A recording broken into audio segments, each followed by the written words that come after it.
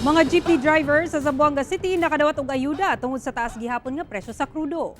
Sayo nga milinya ang mga nakaschedule nga jeepney drivers kinsa makadawat og 1,500 pesos nga ayuda matag usa. Kabahin kini sa Local Social Amelioration Program sa CSWDO. 315 ka drivers ang nakaschedule nga makadawat sa unang adlaw sa payout. Apan gitun-an pa kung doblyo nang ihap niini aron paspas ang payout. Mapasalamato ng mga nakadawat ilabi pa nga hinay ilang kita tungod sa pagtaas sa presyo sa krudo ug pagpailawom sa MECQ kaniadto sa syudad. Human makuha ang ayuda, pwede sa magpabakuna ang mga driver sa mismong venue. Target sa LGU nga mahatagan ang halos 9,000 ka POJ drivers lakip mga tricycle driver nga ilista sa LTFRB.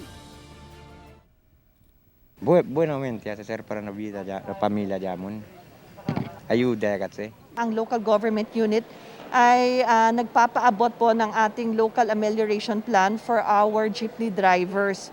You see, we're very saddened because tumaas na talaga yung presyo ng gasolina sa Zamboanga, and I've been asking Secretary Cusi and the Department of Energy to intervene.